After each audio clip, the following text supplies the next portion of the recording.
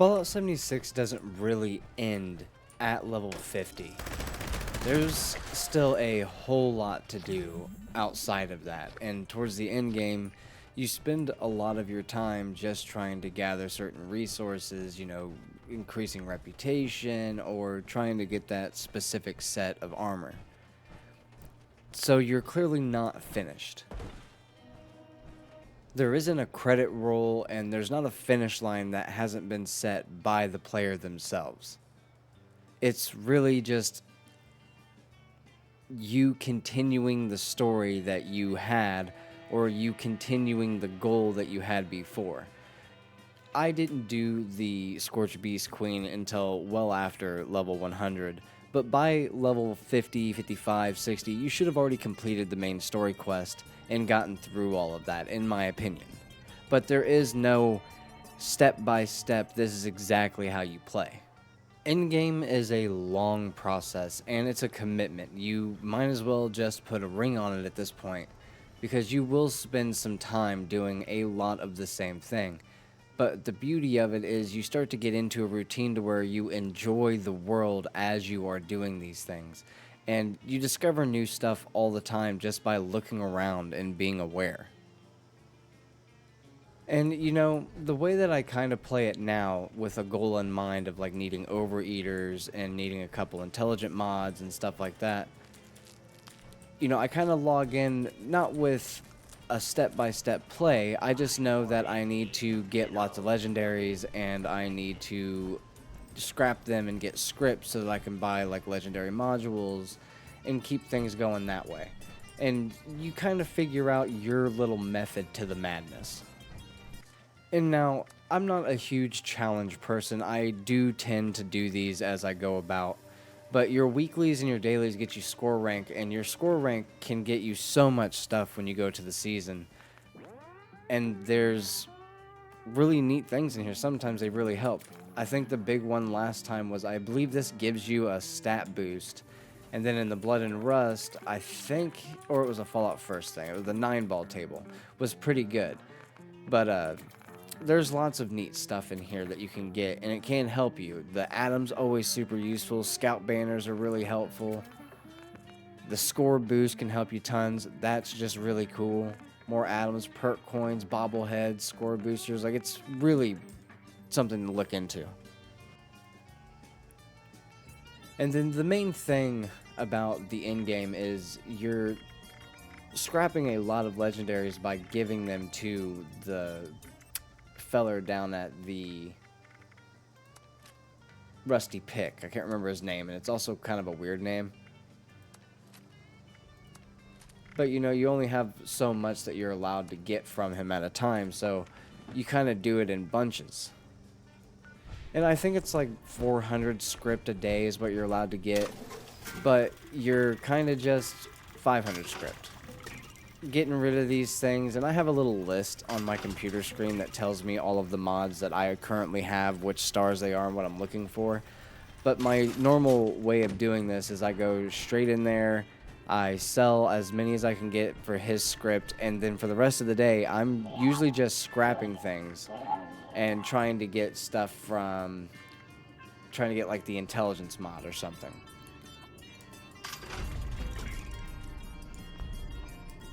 And when you're doing this, you're looking for the easiest way to get what you're wanting. So like, I don't have the charisma mod. That would be nice to have. And then I just keep doing this until I can get what I want, hopefully. Unyielding's not bad. I already know how to make it. Agility would be nice. Intelligence. And then we'll take this and we'll go scrap it and see if we can learn the intelligence mod. So we'll just save that one, and then we'll sell the rest back to the script vendor, and usually that's a pretty good loop until you can get rid of the 500 that he has. And another thing that's really nice is all of your crafting stuff is usually around one of those major places. So if I want to come down here and scrap something, I can just come down here and see what we can get, if we can get anything. The rate is so low that it's insane. But when you're getting this, you can get legendary scripts, then you have a chance to get all these. So it's pretty worth it. And you get script for doing these as well. Now, see, I didn't learn anything, which kind of sucks, but it just is what it is. It's one of the caveats to RNGesus.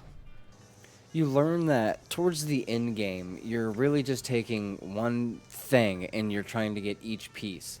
I had to learn how to make this unyielding mod, which I was just lucky that I had it. And I need to get intelligence on this one and then maybe through hikers or something along that line. And that will be a pretty good set of armor for me to increase my intelligence enough that I am gaining more XP. And that's the whole reason that we're making this armor, is specifically for XP grinding. And in the 500, almost 600 hours that I've played on just Steam alone, you'll understand that the game rewards you for preparation, and in-game is more about preparing to do things than it really is doing the thing.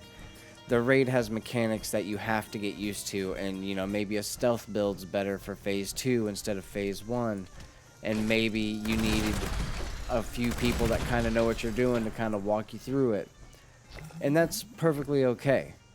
But the more that you prep and the more that you get ready, like when I'm getting ready to go do a bunch of grunt hunts and try to grind those out, the first thing I do is I go and gather as much copper as I can so I can make as many bullets as I can so that I can fight and keep going without having to stop. Because momentum in MMOs is huge. Once you get the ball rolling, you just need to keep going. It's the best way to stay focused and find a way to achieve the goals that you're wanting to achieve without losing hope. Now, legendary crafting is inherently slow by design. And it's not, intentionally meant to make you feel overwhelmed, but once you get over that hurdle, everything kind of starts making sense. Unyielding like I needed for my intelligence boost, you need Excel, and that was the hardest thing to get, was the Excel. And then there's the 3-star, 2-star, and then even 4 stars, but I don't know any of those. And these can get kind of expensive to make. This electrically charged serum, I don't even know where to get that right now. I'm not too worried about it because I'm not going to use it very often, but I have no idea what that does. Perfect bubblegum, you have to buy that with gold billion from one of the vendors. This one's not too hard to make, and then you can just make it.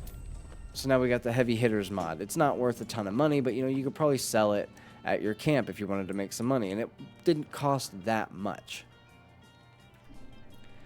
And if you never needed it, or if you wanted to scrap it, you could always scrap it and just get your legendary modules back, but there's only so many ways to actually get a legendary module, and that's usually through dailies, events, scrapping weapons, stuff like that is how you would get them. I normally lean towards doing grunt hunts and events whenever I'm just out doing my thing. It's not that hard to get back into the loop of grinding when you kind of just pop in and pop out when you can, and it helps you gather a lot. And in the first video, I kind of told you that you just scrap everything as you can, and that way you will have materials, because you're always going to be running low on something, and then there's going to be some things that you don't use at all, and that's when you end up with thousands of certain things. I've gone online to buy like Excel, and the guy had like 300 of them. It wasn't that bad, and I bought as many as I could from him that he would let me so that I could make this armor for Tragic and myself. And you really do work towards one thing at a time. You are working towards your Overeater mod that you need to get, so you're just looking for those legendaries. You're taking the script to buy the star that it might have so that you could possibly get it before it becomes useless. If you only focus on one thing at a time, it tends to make the rest kind of fall in place once you understand step 1. And once you understand step 1, step 2 becomes inherently easier. Rushing through any part of this game absolutely kills the enjoyment. It is by design meant to take a while to get to end build. I don't play creative Minecraft because I want a challenge. I want to feel like I'm earning something in this process.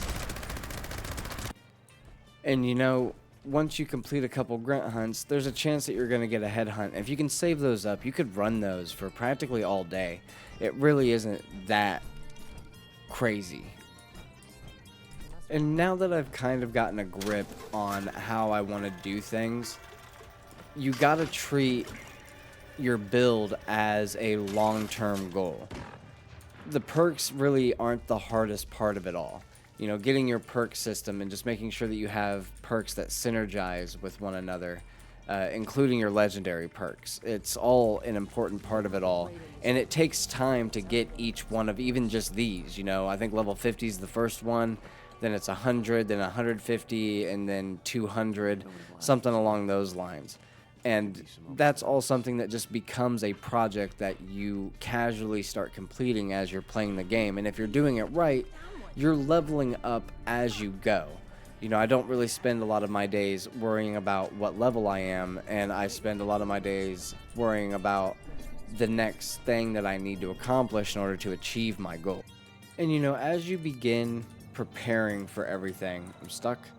You learn to enjoy the scenery. Maybe Ohio was a bad example of this, but you learn to bask in what has been created by the developers and all those hidden secrets and just things that you learn to enjoy as you're playing. And by playing it this way, you kind of, I don't know how to say this, you kind of feel better than just chasing something. You know, you get to enjoy the game a little more. And you just got to remember that it's not about max level or trying to hit a certain number. The only thing you're trying to do is accomplish how you want to play the game. And I feel like that's where a lot of people get lost or overwhelmed. Don't worry about endgame until you're at endgame. You kind of prep for it by gathering materials and stuff, but you're not out here crafting everything you need on day one of hitting level 200. You're still working towards the next goal that you're trying to accomplish in order to do those endgame things. And it's all about choosing what to work towards next. If you don't do that, you're just kind of blindly playing the game and you're never really accomplishing anything because you're scratching the surface level of everything. And it can get overwhelming in here. And I do mean like really overwhelming. There's so much to do and there's so many things at play that you can 100% get caught up in something that doesn't even remotely align with your goal at all. And my next goal is to finally get a raid group together. So if you guys are on PC and kind of want to help a relatively new-ish player go through a raid, I would love some help. So leave me a comment and we can try to link up at some point. So I love you, Minute By. I will see you in the next one. And as always, remember to stay girthy, my friends.